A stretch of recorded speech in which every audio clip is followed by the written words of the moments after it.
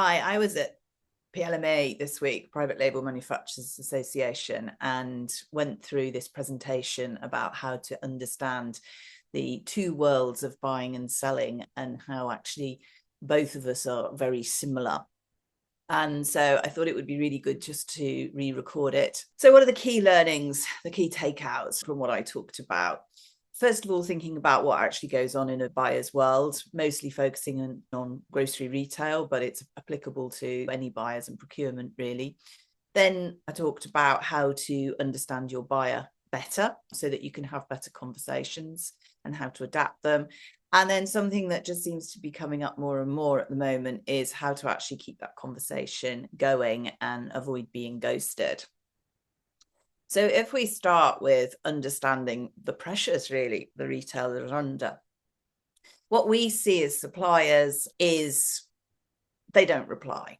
They don't know what they want. They make unrealistic requests. They make demands where they don't actually make financial sense, maybe certainly not to us in terms of you're asked to invest in marketing, you're asked to invest in merchandising, and then guess what? The volumes don't add up to cover even those costs, let alone make a profit. But the reality of the buyer's world, and I think it's useful to think about this, is that they're under the same pressure that we are. Sales targets, cost and margin pressure, they have very strong KPIs. And I think it's important to mention that the net margin of the average retailer is between 3 and 4%. So I think Sainsbury's makes 2.7% and Tesco's is a bit better at 4%. I know when you see the headlines, it's like they're making billions and billions of pounds of profit, which is true, but as a percentage of their turnover, it's actually tiny. So just bear that in mind when you're thinking, well, these guys make loads of money, so they've got loads. They haven't, because the other thing is they do have operational complexity. Remember, they're running thousands and thousands, in some cases, stores, fabulous complex supply chain. So it's very difficult. And it's, again, in this day and age where there's inflation and there's various supply chain disruptions, recalls, it's hard work. It's hard work being a buyer. And they're also contending what their competitors are doing. And, you know, I don't need to tell you about Aldi and Lidl and what's going on there, but also everybody is competing for that share of the customer's pound. So it is quite hard.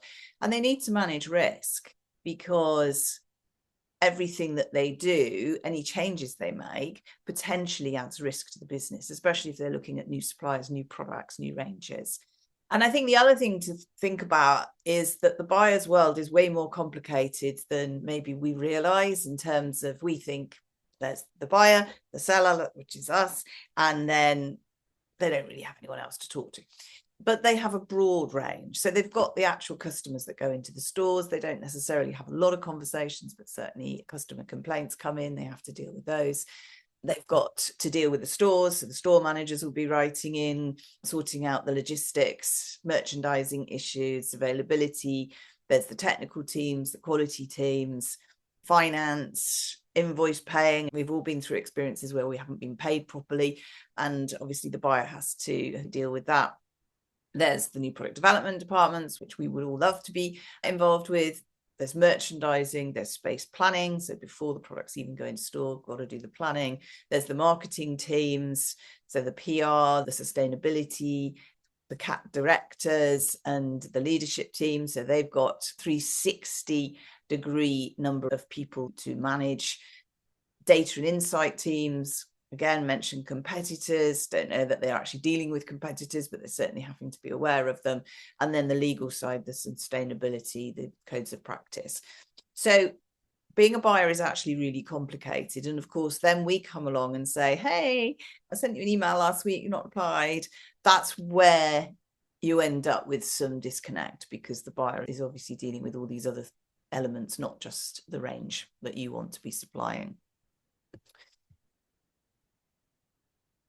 On the other side, also, the buyer has a view. So what the buyer sees sometimes from suppliers is they're being difficult, they're being slow. Sometimes, I'm sure you're aware that, especially for where you're doing own label or you're doing something brand new for a retailer, there might need to be CapEx, there might need to be new packaging. There's a lot of elements that have long lead times. So sometimes we are slower than the buyer would like. So they get frustrated with us. And sometimes they ask us to invest, whether that's in promotions or marketing or CapEx or MPD. And sometimes they get pushback. But the actual reality from a supplier point of view is pretty similar to that of the buyer, the retailer. We're under growth challenges, you've got cost and margin pressures, especially at the moment, operational complexity, depending on the brands and the products that you make, supply chain disruption, competitive behavior, managing risk.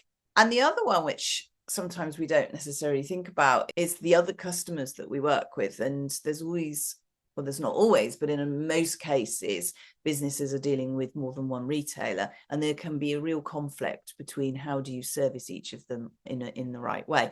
So all pressures that are facing us when we're trying to respond to buyers, and that can cause conflict and dissonance.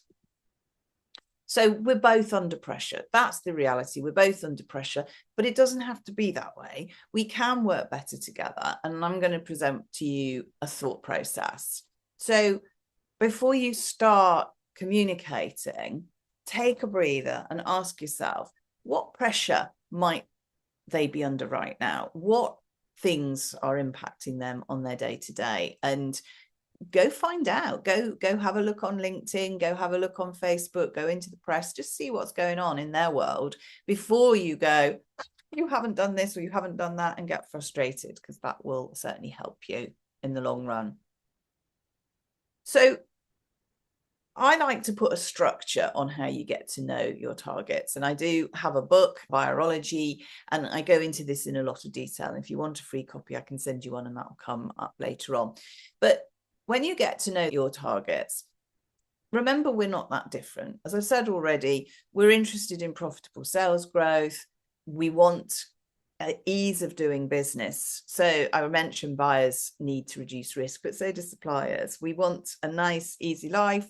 We want long-term partnerships. I asked this question at the PLMA conference that I was delivering, and pretty much everyone put their hand up and said they want long-term partnerships. Nobody in this day and age just wants a one-off. And then the other thing, of course, is we want career success. A lot of people that will be watching this are working for big corporates. You want to do well in your business. And if you're a founder or a CEO, you still want to be successful in what you're doing. And so do buyers. So how do we actually make that happen? The first thing you want to think about is when we are selling, or even when people are buying, there are two elements. And actually in my virology matrix, I have three. So you've got, on one side, you've got the person. We forget that people are human. And Harvard Business School did some research, and they found that 95% of decisions that business buyers make are based on emotion, not fact. That's a scary number. So you've got to think about how you deal with the person. And I know AI is coming along, and I know that will take some of that personal element out of it, but people are still running the AI. So I think you have to really think about who is the person that you are talking to.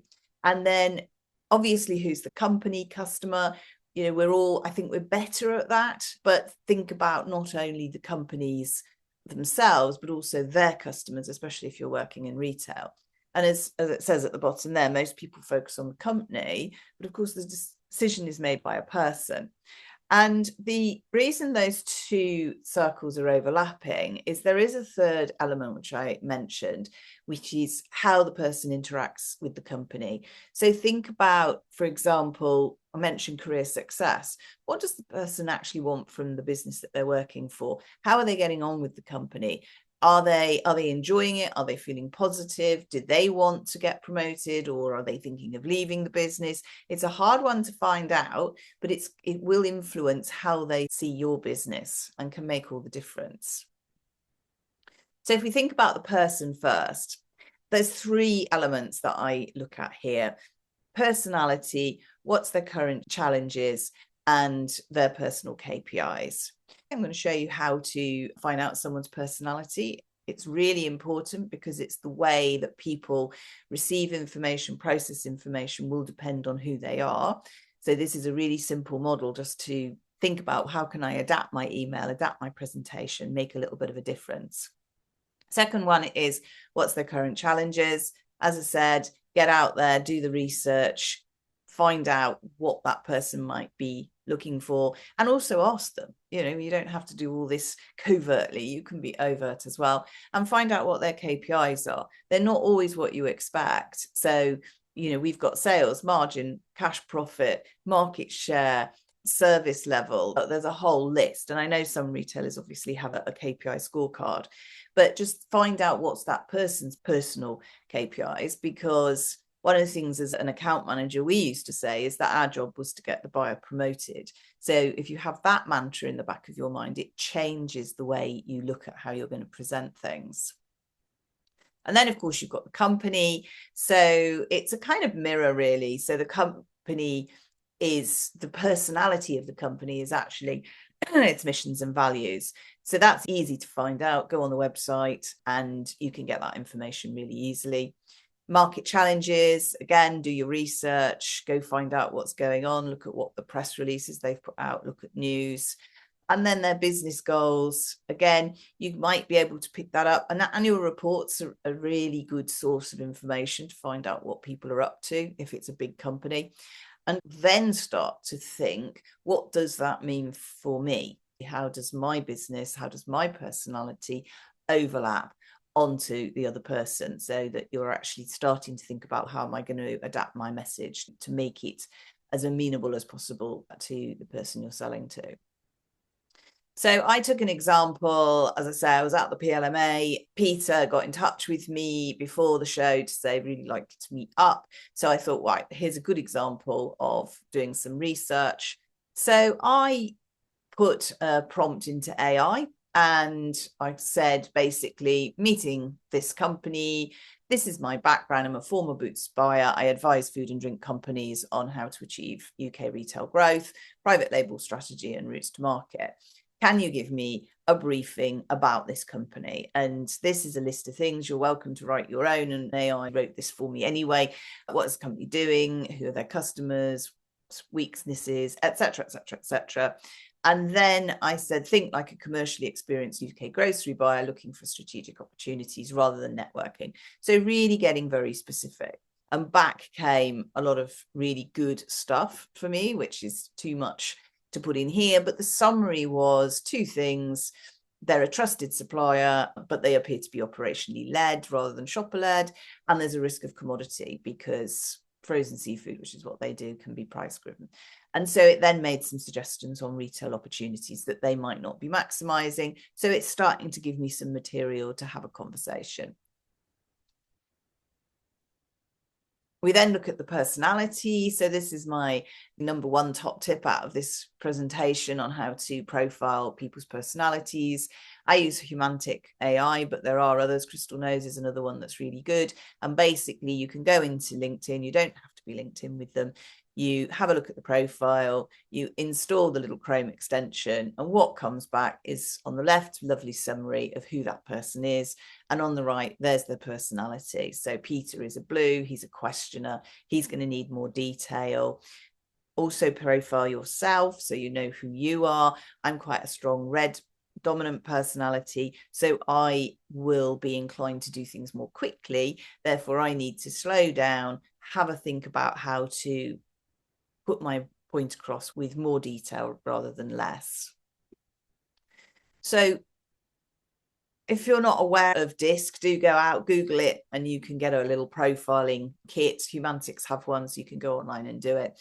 And basically how it's designed is it splits personalities into 4 groups: dominance, influence, conscientiousness, and steadiness.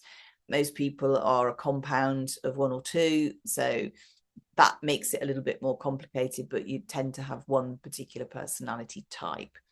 So dominant people, direct, as I say, decisive, quick thinking, competitive, want to know about results. Influence are much more people orientated. They're very enthusiastic. They're very optimistic. They want to collaborate more than anything. Conscientious people are, as I say, with just talked about Peter. Blue, conscientious, analytical. And then steady people, very people, they're supportive, reliable. Again, they're going to be wanting to collaborate. So what I did here is actually create, what does that mean? What does it matter? So you've then got things like the opening question that works if you're at a show. So we were obviously talking about what you're going to do at an exhibition. So here you've got the opening question for a dominant person is, what are the key results you need from suppliers right now? So thinking about a results question. Influencing question is more about ideas, partnerships, collaboration. Steady people, they also are very risk averse, so they'd be looking for support. How can we make this partnership easier and more successful for you? So it's much softer than the D. And then the blues, it's much more facts, data, and process. So what are the important factors that you need to evaluate suppliers on, for example? So you can use this model, and again, there's a lot more detail in the book, to adapt, not just obviously your opening question or your elevator pitch, or call it what you will, but others as well. So what we do for Peter, our example, is we get into specific details, get into the commercial depth, detailed questions, evidence-based. So people like myself, who actually is a combination of D and I, are more likely to be, yeah, we do great, we've got great results, you know, but no detail. The C's really want some detail. So don't use hype, salesy language, chitty chat, you know, how was it? How did you get to the show? How are you? No, it's not relevant here. And actually AI then gave me a couple of questions for Peter, detailed questions to go through. So I think it's a really useful way of structuring, not just working at trade shows, but that initial conversation if you're going into a pitch. And remember, you've got to adapt that approach. So I've talked about a few of them, and I think I've got 11 in the book, but pace is important. So as I say, D's like pace, S's and C's are much slower, C's like detail, D's not so much. And then over and above the DISC personality profile, you've got other elements. So cultural sensitivity is a really important one. So if you think about the way different cultures approach and use different language and interpret different language, it's really important. I'm not just talking about the language we speak, but actually the way we use words. And then generational sensitivity. So there's now 7 generations in the workplace, which makes life quite complicated because each generation has gone through a different life experience and work at things very differently. So again, go on LinkedIn, work out how old that person is, give or take, or at least the generation, and then think about how do you adapt your approach to them. So have a think about someone you're going to meet this week. Think about what are the key issues for the company? What pressure are they under personally? Who are they? What's their personality type? And how can you help them? And how can you adapt the way you would normally present to fit in with them as people? So how do you actually keep conversations going? We did this Mentimeter, so everybody in the room was asked what frustrates you most about buyers, and there bang smack in the middle is ghosting, and then silence from the other end, no feedback, lack of understanding. And there's several points that I'm going to take you through to think about what do you do to avoid ghosting in its various forms. So one suggestion, which came from Harvard Business Review, is send a recap email within an hour of the conversation, and it actually increases replies by 7x. I mean, that's incredible. I used to be told by my boss as an account manager I had to send account reports within 48 hours. Within an hour, it's possible now with AI, but yeah, just think about that. That's an interesting point. Secondly, don't just follow up. This is really important because the temptation is, I sent you an email last week just following up. Don't do that. Think about every follow-up adding value, whether you're sending them an insight, an observation on what they're doing, new resource, anything like that, so that you're actually adding value every time you speak to them, because then they're going to go, oh, I'll just have a look at that email, see what he or she's got to say. Have a follow-up strategy. I'm a great believer in this. I do this with clients. We look at the route to market, we pick a retailer, and then we say, right, what are we going to do?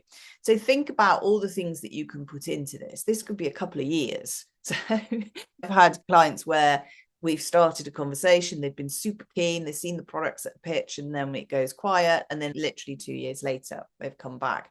So new facts and figures, news about your brand, congratulations on their news, seasonally relevant messages, newsletters, whatever you like, but have a follow-up strategy. Have a think about different ways of communicating. We send emails. Gosh, how easy is it? You see that email from that person, you could just delete, delete, delete, delete. Easy. So do something different. Send them LinkedIn messages. Use phone calls. And one I haven't actually put on here is letters. We're trialing letters with a client at the moment, and I think it's going to be super successful. Give the buyers a reason to respond. And know when to pause, when to go, right, actually, I'll wait a couple of weeks, have a look at what they're doing. Maybe there's something really exciting going on. Maybe they've just landed a new launch, and take it easy. Don't inundate. When I say have a strategy, let it be a strategy, not an inundation of different things. And then finally, and this caused a lot of debate in my discussions, was have a breakup email. So the breakup email gives you headspace. It can often prompt people to come back and talk to you. And sometimes if you write it like this, it gives you the opportunity to go back in 6 months and it doesn't look too clunky. So this is an example. I took it from HubSpot. I haven't heard from you in a few weeks. I'm guessing timing or priorities have shifted. I'll come back to you in 6 months. If things change, come back to me. Great. You can put it to one side. You don't have to think about it anymore. You diarize that you're going to talk to them in 6 months and you move on. Takes nerve, but it's well worth a go. I can really recommend it. So in summary, understand the pressures buyers are under, profile both the human and the company, know the why you as well. Once you know them, work out how you are relevant to them, adapt your approach. One size does not fit all. Have a comms strategy so you actually know how you're going to keep talking to people and keep the conversation going. And don't be afraid to walk away from relationships. Sometimes it's better just to leave them. As I mentioned, a lot more detail in my book, Buyerology, Know Your Buyer, Sell More and Sell Better. If you scan the QR code, I will happily send you a free PDF. And then if you want a hard copy, then you can let me know, and delighted to send you that. Amazon send all around the world. And keep in touch. If you want to book in a call with me, grab that QR code and let's keep in touch, and drop me an email, drop me a WhatsApp on the phone number, and let me see if I can help you sell more and sell better. Thanks.